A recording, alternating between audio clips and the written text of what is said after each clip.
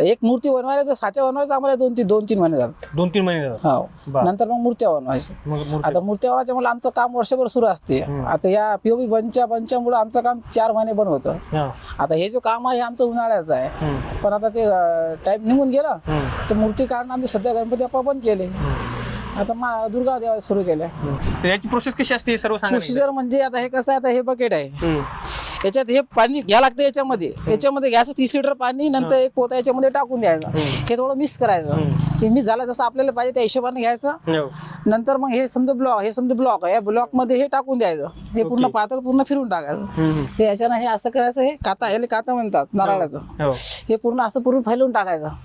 नंतर मग याला डबल फैलू टाकल्यावर हे अजून पत्र कसा छापायचं, हे पूर्ण असं छापायचं पूर्ण असं, बरोबर त्या हिशोबानं. नंतर पूर्ण झाल्यावर मग हे असं पूर्ण एक बासा लावावं लागतं, जिथं जिथं मूर्ती लपकत नाही, तुटली नाही पाहिजे त्या हिशोबानं हे पूर्ण बांबू लागतात. नंतर त्याचे हे पूर्ण जॉईंट मारावं लागतात की मूर्ती कुठून क्रॅक नाही झाली पाहिजे.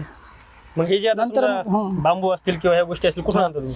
हे आता पूर्ण आम्हाला वावरातून घ्यावं लागतात. ओके. हो, मग ते कोणी शेतकऱ्याकडून वगैरे शेतकऱ्याकडून घेत असतो आम्ही. ते जाळीत घेत असतो, ते जाळी तोडून मग आणत असतो. आणि हे समजा हे कुठून मिळते? हे सेलमून येते. हो का? सेलमून येते. हो, कर्नाटक मध्ये.